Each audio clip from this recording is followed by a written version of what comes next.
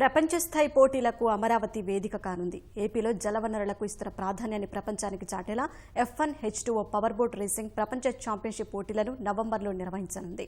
ఈ పోటీలను అత్యంత ప్రతిష్టాత్మకంగా జరపాలని సీఎం అధికారులను ఆదేశించారు.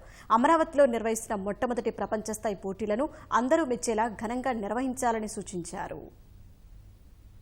విజయవాడ వేదికగా నవంబర్ 16 నుంచి 3 రోజుల పాటు F1 H2O power boat racing ప్రపంచ ఛాంపియన్షిప్ పోటీలు జరగనున్నాయి. ఈ పోటీల ఏర్పాట్లపై 30 శాఖల అధికారులతో ముఖ్యమంత్రి చంద్రబాబు సచివాలయంలో సమీక్ష నిర్వహించారు.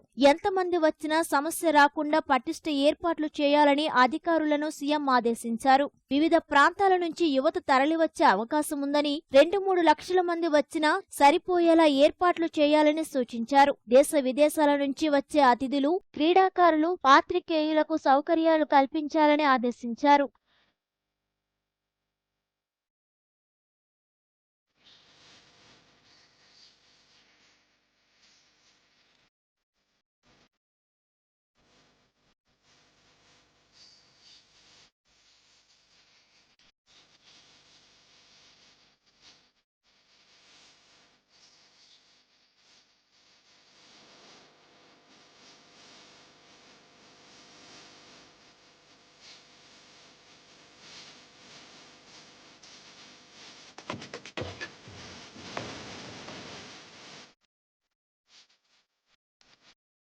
F1 H2O పోటీల ఏర్పాట్లను నిశితంగా పరిశీలించాలని, విద్యార్థుల భాగస్వామ్యం తీసుకోవాలని అధికారులకు ముఖ్యమంత్రి సూచించారు. పోటీలకు అనుబంధంగా జలవనరుల ప్రాధాన్యాన్ని వివరిస్తూ వివిధ కార్యక్రమాలను నిర్వహించాలని ఆదేశించారు.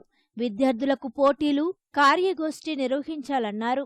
మన ఘనమైన వారసత్వ గొప్పతనాన్ని అంతర్జాతీయ క్రీడాకారులకు తెలిపేలా సాంస్కృతిక కార్యక్రమాలు ఏర్పాటు చేయాలని సూచించారు.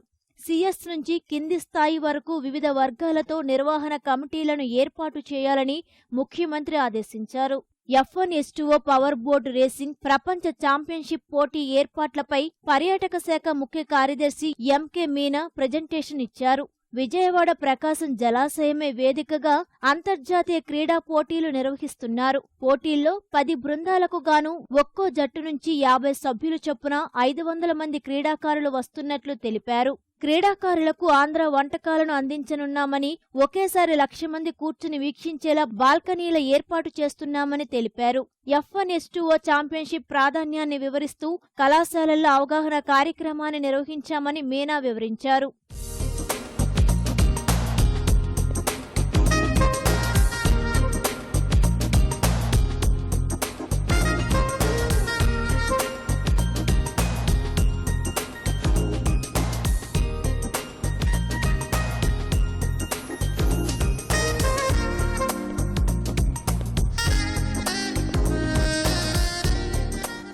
ప్రపంచ పర్యాటక దినోత్సవం సందర్భంగా ఏపీకి ఉత్తమ జాతీయ పర్యాటక పురస్కారం దక్కడంపై సీఎం హర్షం వెలుబుచ్చారు.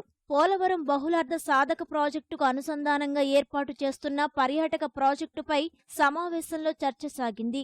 అఖండ గోదావరి, పాపికొండల యాత్రను కూడా చేర్చుతూ సవివరంగా ప్రాజెక్టు నివేదికను రూపొందించాలని ముఖ్యమంత్రి అధికారులను ఆదేశించారు.